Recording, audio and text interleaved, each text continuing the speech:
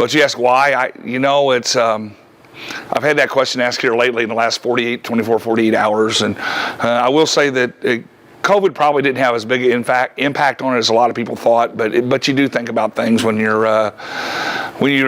have an illness or something like that. And I think the biggest thing was it's got to be my family, because I've got Tristan and Trey left to play in college, and I want to go watch them play, and kind of been selfish. My wife's chased me all around. The boys have been with me, so it's time for me to get back to them. How would you describe 26 years of coaching, and you said 31 years just in total of being around kids?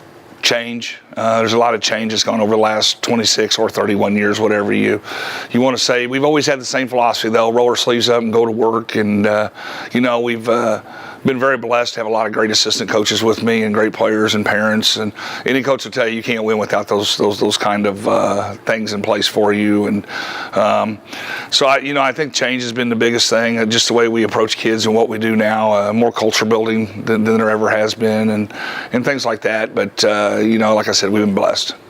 How would you describe your time, your 5 seasons here at Battle, 3 district championships? Would you say it was a great experience for you? Great, wonderful. You start out, and I said this earlier to you, we've been had a lot of great media people. The media drives a lot of things for you, and yourself, and Ben, and just everybody that's been around, Chris, Rod, whoever. Blessed with Chris Dewar over when I was that area, Brad Boyer. So a lot of great things have happened in that sense, and it's amazing. And coming here and having you guys and the staff that we have here, I love this place. I really do. I don't know if nothing against Rockbridge and Hickman, but I wouldn't want to work anywhere else. This place was really special to me, and we would have liked to have 5 district titles. We had a runner-up there last year, and but the growth of the kids, getting them into college, having them get an opportunity to go, and we always preach that you're not going to go to the NBA, although they think they are, but basketball can be an avenue to get you an education and get you a degree, and that way you can be successful in life. And I felt like we've, along with Coach Victor, who's been right beside me the whole way, we've done that. What are you going to miss the most about coaching? I think what's going on right now next door to us, a lot of people really like the games, and I think the games are just part of it, but the teaching, the structure, and being around the kids, and you always got new kids coming in. Your friendships with those kids, I really think you can develop friendships. And people are like, "No, you're the coach. You can't do that." But I disagree, because today on Twitter and just different direct messages that I've received, I got one from Matt Thompson and Smith Cotton. I've got some stuff from other kids that I coached against, and that's really special to you, knowing that maybe you help those kids somewhere along the line, and those relationships are special to me. Well, you mentioned COVID, and that wasn't necessarily the main reason, but how have you been doing since you had COVID? Is it still affecting you? A little bit. Still get some headaches, but overall it's coming around, and we're, like I said, that wasn't the main reason. Just more about my family time, and I also feel like the basketball program is a great place right now. Coach Victor's been with me all the way through. He hasn't been officially named as the head coach. We hope he does get it. And, the relationships that he's built. And as a head coach, I never wanted to leave a program that was just not going to be very good. He's got a chance to be really good. You still got to be lucky and to win games and things like that. But with him and Trevor, my son, and those 2 guys over there next door, I think it's pretty special that neither one of them even know if they're going to be on the staff next year, but they're not going to let those kids suffer right now. The summer program's planned out. They're ready to go with them. So I think that's special too to me.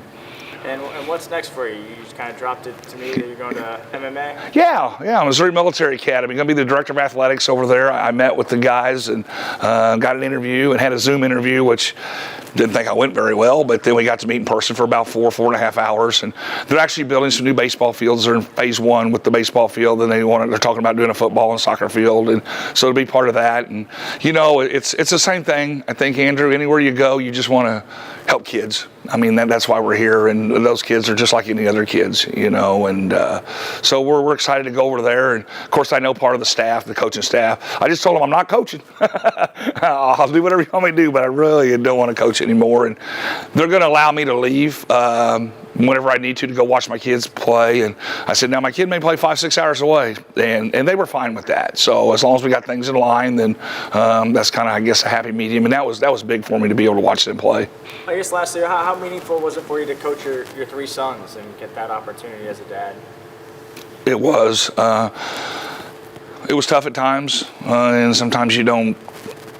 You love them to death, but you try to always do what's best for the team. And I hope that people realize that we did do what was best for the team's interests. I didn't coach Trevor as a freshman. He started for me as a sophomore. I wasn't into coaching at that time. I was out a few years there just administrating. And, we had a good career at Palmyra, and, he scored 1,900 points and did a good job, went on to Quincy to play. And then having Trey come here, it's a little bit different in big school because if you can play, they like you. Just play. And blessed here because he went over 1,000 points just here and ended up with about 1,700. And he actually started and played a lot all the way through. And, Tristan was a little bit different. He didn't, he started out in the JV as a freshman and then came up at the end, but played a year of JV and then probably wouldn't have started as a sophomore, but we had a senior get injured that was kind of in the same spot, and Tyler was going to play before him, and in that situation, and they were probably equal at the time, and but then he come on. So, the special part is you always hope that you did what was right for the team first. I know it's hard looking out. It's hard for me right now as my kids play in college, and it's like, what's that college coach doing? Well, and I understand that. So I don't know if people realize that I'm on both sides of that too, and always put the team first. And I mean, there'll be people tell you that, oh, that didn't happen, but we hope that for the most part that people understand that. And we were real successful. I mean, gosh, those 3 kids of mine, had an opportunity. I think they scored like almost 5,000 points. But the key is they won 7 district titles, and that's pretty impressive to me. And they put a lot of hard work into it. People don't realize that. And they got advantages because they can come up and shoot at 10 o'clock at night where other kids can't, being the coach's kid. But I guess you'd have to ask them what they think. Trevor and Trey will probably tell you it was a great experience, and Tristan might tell you something different. But, I love all 3 of them, and I love the teams they got to play for and become really close with those, because those kids become friends of my kids, and they're over at my house too because they're friends with Trey or Trevor and still are, and that's what's kind of neat.